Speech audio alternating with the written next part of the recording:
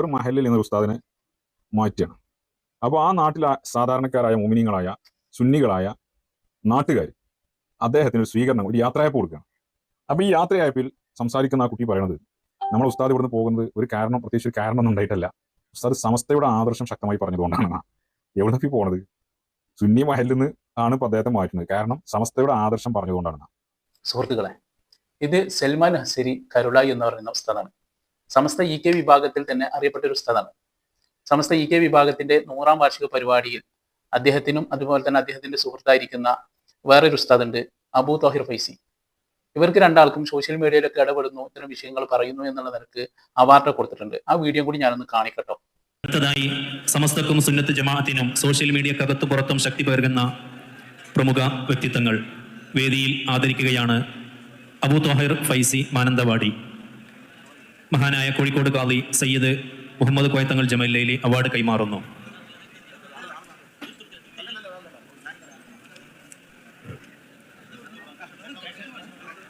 അല്ലാഹു അക്ബർ വലില്ലാഹിൽ ഹംദ്. അടുത്തതായി സൽമാൻ അസ്ഹരി കരുളായി. ഇനി അടുത്ത് വരുന്നത് സൽമാൻ അസ്ഹരി കരുളായി എന്ന് പറയുന്ന ഉസ്താദാണ്. ഇദ്ദേഹത്തിന്റെ ആ വീഡിയോ ആണ് ഞാൻ ഇവിടെ കാണിച്ചത്. ഇത് സമസ്ത 100ാം വാർഷികത്തിന്റെ പരിപാടിയിലാണ്.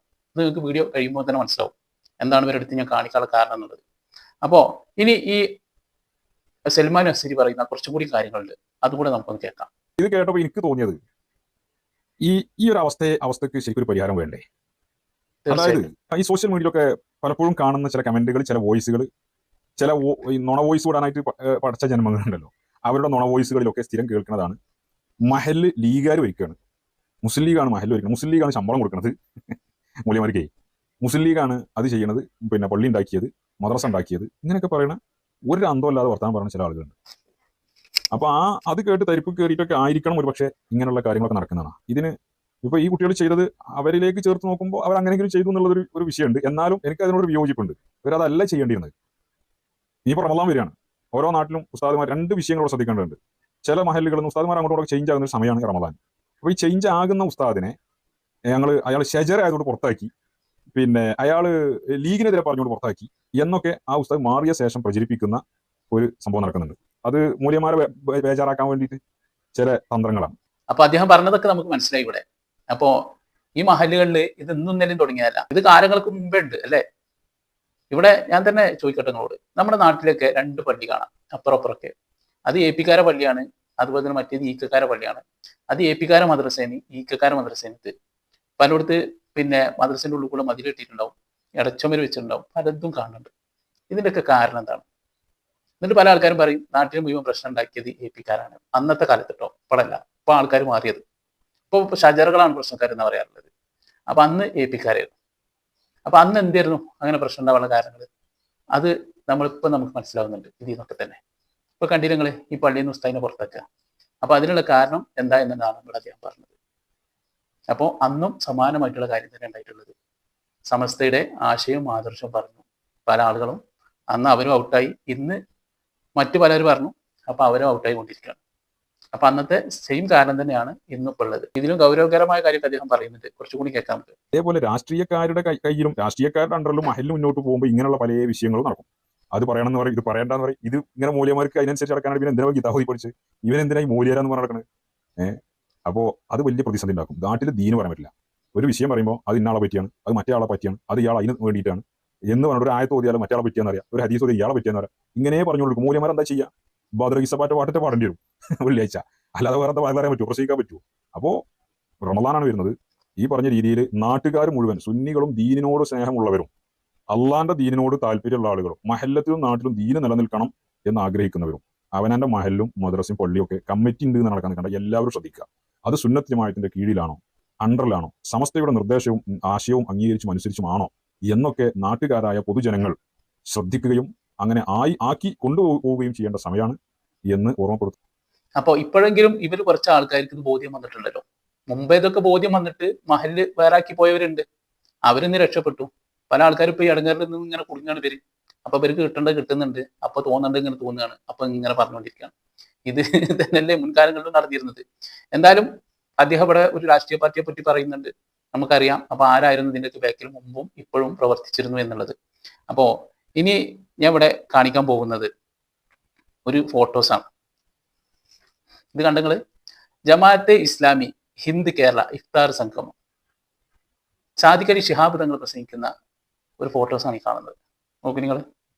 അതുപോലെ തന്നെ ഇവിടെ ജമാഅത്ത് ഇസ്ലാമിയുടെ നേതാവായിരിക്കുന്ന മുജീബ് റഹ്മാൻ, അദ്ദേഹത്തിന്റെ FB കാണാം ഇഫ്താർ സംഗമം സയ്യിദ് സാദിഖ് അലി ശിഹാബ് തങ്ങൾ ഉദ്ഘാടനം ചെയ്ത സംഗമത്തിൽ എന്ന് കാണാം. അപ്പോൾ സാദിഖ് അലി ശിഹാബ് തങ്ങളാണ് ആ പരിപാടി, ആ സംഗമം ഇഫ്താർ സംഗമം ഉദ്ഘാടനം ചെയ്തിട്ടുള്ളത്. അത് നമ്മളിവിടെ മനസ്സിലാക്കുക. ഇനി ഞാനിവിടെ ആദ്യം കാണിച്ചല്ലോ സമസ്ത EK വിഭാഗത്തിന്റെ 100ാം വാർഷിക സമ്മേളനത്തിൽ ഈ സൽമാൻ ഹസരിക്കും അതുപോലെ തന്നെ അബൂ താഹിർ ഫൈസി എന്ന് പറയുന്ന മറ്റൊരു ഉസ്താദിനും അവര് ആദരിക്കുന്നത് കാണിച്ചല്ലോ. ആ അബൂ താഹിർ ഉസ്താദിന്റെ ഫേസ്ബുക്കാണ് ഈ സുന്ന ഡിബേറ്റ് എന്ന് പറയുന്നത്. അപ്പോൾ അദ്ദേഹം അതിൽ എഴുതിയത് കാണുക.